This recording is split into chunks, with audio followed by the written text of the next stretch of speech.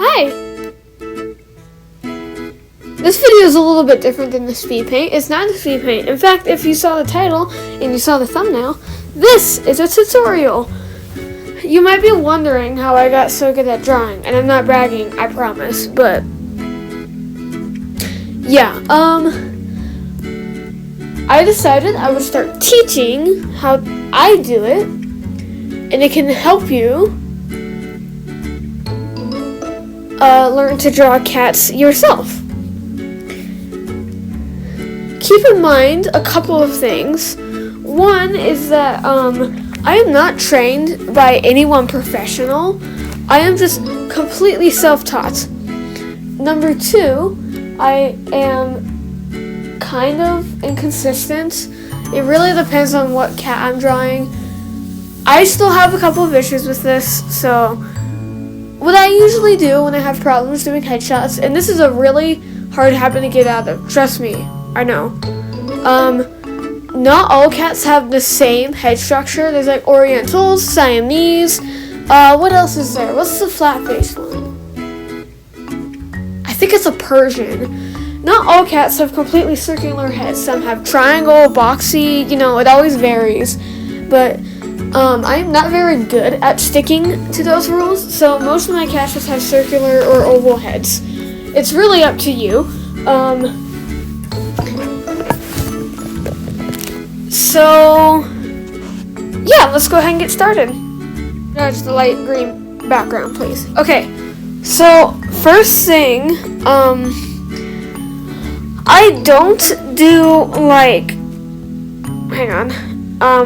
I don't do like circles like this. This is not dragons, and and I don't do that for side views either. We're gonna focus on, first we're starting with the front view, which is very common, in my opinion, because side views are really hard to do, and I still struggle with them. So the best thing to do is to start with a circle, not usually like that, unless of course that's your style. I just do a circle like this, and then I end up, I put two triangles here. And they can be any size you want. I'm just making these a little bit bigger. And then, in order for you to add in the muzzle, you usually have to add in side fur like this. Really, side fur can look like anything. It can look like what I just did. It can look like this. It can look like this, which I demonstrated in my first speed paint video.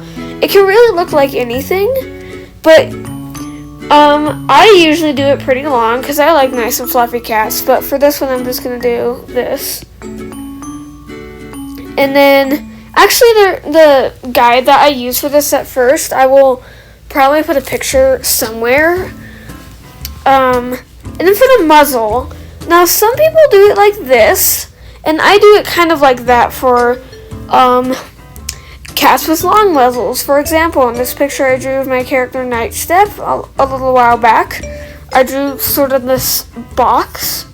But when it comes to just short muzzle cats, I usually just do that, or but for normal cats, I just do this. It is very simple, and this is up to you. I usually don't do it because it kind of makes the cat look really weird, in my opinion. Hold on, I need to move this to another layer. Sorry, we had technical difficulties off camera. So, I am done with this point of view, and I'm gonna add in the details later. So just keep that in mind. Oh, and also, if you want to keep this image as your own reference, you can. I am totally okay with people using already existing images, whether it's art or references made by somebody, as a guide until they get the hang of it. But please don't say it's your art, because it really isn't. Okay. Next up is the 3/4. I actually still struggle with this one. I'm not sure if I already said that, but what I usually do is I start with a circle, a circle always helps. Trust me, without the circle, you're going to get lost and you're going to get stressed out. And then what I usually do is just that. Although sometimes I do it like this. Like I said, I'm very inconsistent. That's how I usually do it. I'm just going to erase these lines. And then right here, the eye would go there, and then it would go like right here, just a reference. And then for fur, same thing, but it partially disappears. And then the nose goes right here, and then the expression would go like right there. But I'll add that in later, as usual. And the ears, I'm not sure if I get the perspective right on these, but I think the one closest to you is bigger, but not that big. Or you can just draw them like this, kind of. Yeah, it's not symmetrical, I know. And then we're going to go ahead and move that one aside. It's very simple, at least to me. And I feel like what would help some people is a box like this. Just by tracing it, I can see how that would help. I don't use boxes, but it can totally work. And then, finally, one second, is the side view, which, like I said, is something I struggle with. As usual, start with a circle. And then usually like this works, but there's so many different ways you can do it. This is just how I do it. It's weirdly blocky. Let me fix that. I've been drawing a lot of dragons recently, so it feels like I'm about to draw a dragon. Someone told me not to put a horn there.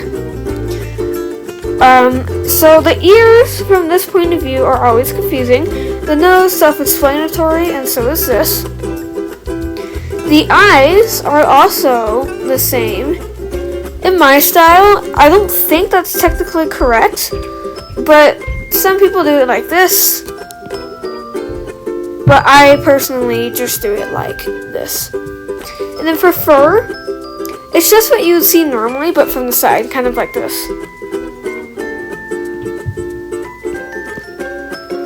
And then the ears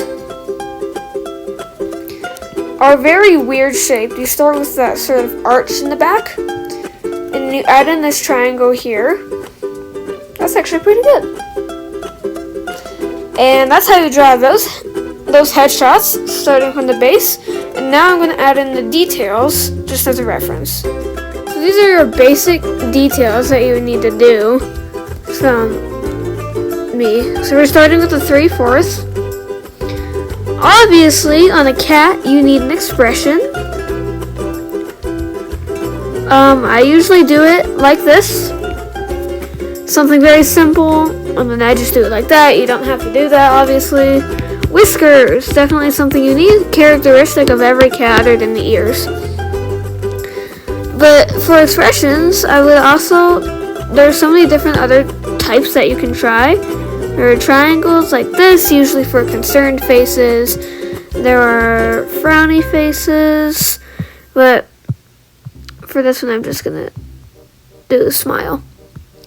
Eyebrows, always, they can be thick, or they can be extra thick, they can be thin, just like that. And some cats don't even have eyebrows for some reason. For my eyelashes, I do them like this. But if a character calls for it like this, I'll also do the emo lashes. Some cats don't have lashes. Some cats look tired. I will probably do another video just on expressions in the future. But every cat will need those for those whiskers. And then inside, I used to do it like this. You can do it however, but I just do it like that. And then you can always add in a fur tuft. Bridges, markings, all that. Like this. And then same exact goes for this one. I'm gonna make it a she-cat.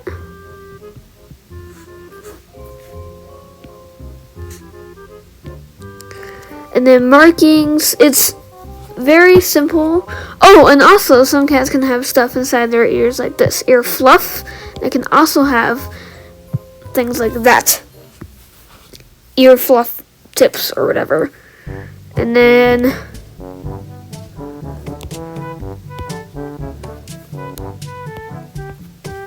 I think on this one, farthest away from the shot is the one that you must keep like attached to the head, you know what I mean? There's a line going through it. And then front expressions are my favorite to draw, easiest. It's like this.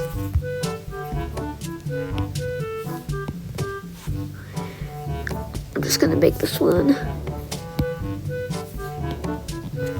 Probably a Maine Coon or something.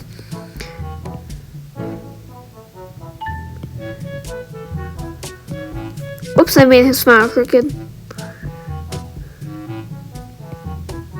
Don't draw your noses like this. Please, I will literally send you to Saturn. It's kind of a pet peeve.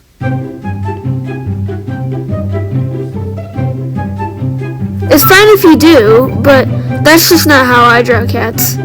I'm not going to be the one who sends you to Saturn. I promise. I'm not a bad person. Oh my gosh, I made him cross-eyed.